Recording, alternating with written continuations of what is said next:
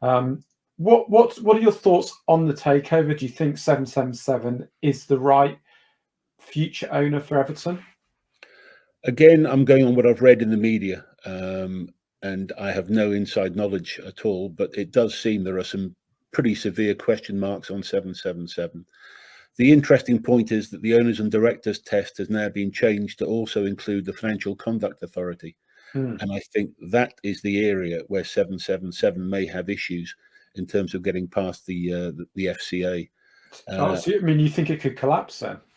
I think there's a possibility they may not get approval. Wow. Yeah, and that would be a major issue. Now, again, you've got the Premier League who are having to look at, are they partly the cause of this this breakdown with such a big penalty? And again, what sort of lawsuits could come from shareholders then? There's all sorts of imponderables that can go on.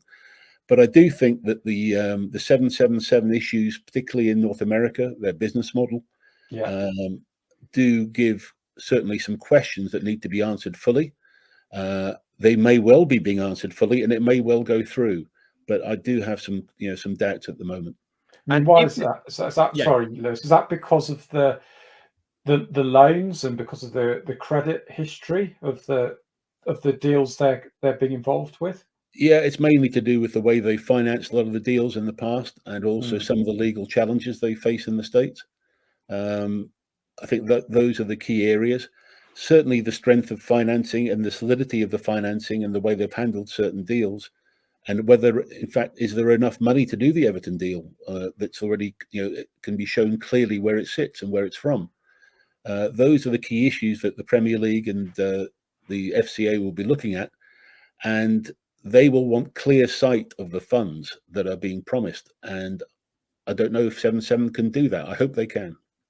I mean, the one question really I had, Keith, now following all of that, is that if the deal does fall through, how concerned are you for the trajectory of the future at the club? I mean, it's quite clear that Moshiri does want to sell. If 777 Partners can't take over, what does that mean? Is Moshiri actually going to have to effectively temporarily invest back into the squad? Because it seems to be that he's effectively handed the keys over. And, we were thinking that 777 were going to take over. And now, of course, there are all these question marks that have been raised. Well, whether Moshiri can actually reinvest is interesting. Yeah. I don't know if you say he's given the keys back. Maybe that's because he has no more to give. That's one line of thought. What I think could be interesting is that one of the issues that has caused a lot of the problems, of course, is the cost of the new stadium, which is a superb facility. It may well be that stadium ends up saving Everton in a way, because there'll be groups out there, and I know there are still groups out there who are interested in the club and the stadium asset in particular. So I do think there would be last minute, deals to be done. I mean, I experienced this at Aston Villa, and there was when we reached issues with the lack of funding that came from the Chinese owner. Yeah. That because it was such a quality asset, there were always good buyers out there, and I think Everton will be the same, particularly with the new stadium. So I think there'll be some very, very scary moments, but I think in the end it may work out that there'll be a very good owner will come out of the woodwork. That's my hope, at least.